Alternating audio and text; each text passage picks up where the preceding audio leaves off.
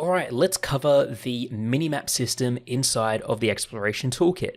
So, in this demo scene here, you can see at the top right corner, I have a little minimap which tracks the player, as well as these different markers that I've gone ahead and placed in the world. So you can see if I go over here to this red flag, the red flag is being displayed in the world and on the minimap itself. So the minimap can be great for a game where you might want the player to navigate different terrain, you might want to highlight locations they can visit. And in the demo, we can also press Q, and this is going to dynamically add in new navigation markers, which of course can be spawned in for anything, for quest markers, for location markers, for objectives for the player to reach. You can add them in dynamically during runtime, and they register automatically. So let's have a look at how this is set up.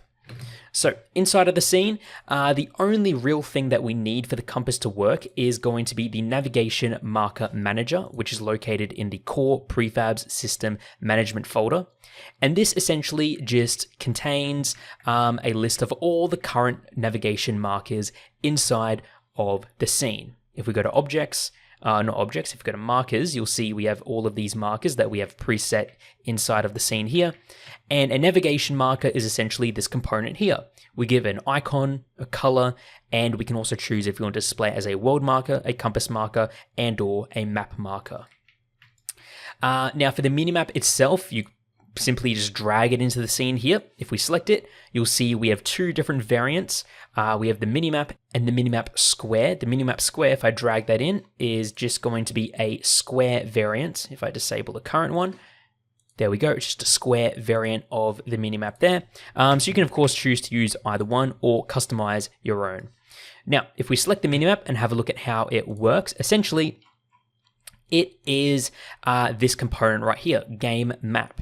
You give it a texture for the actual map itself, the pixels per unit ratio, which is essentially probably one of the most important parts, and this is how many pixels on your texture represents one Unity unit. That is how we position the player and all the markers on the minimap. The zoom level determines how zoomed in the minimap is. Now, when creating your map textures, I recommend having the center of the scene in the dead center of the texture. Otherwise, you will have to adjust the map center position here. Now, with the texture, what we can do is open up the minimap, open up its canvas, and have a look at how it's set up.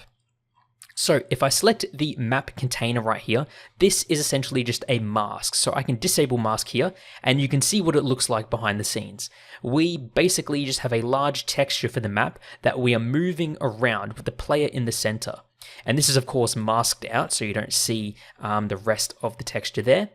And inside of the map container, we then have our player icon, which we are then going to rotate to flip to their facing direction. And then any markers that are added also get parented to this object right here and placed dynamically every frame.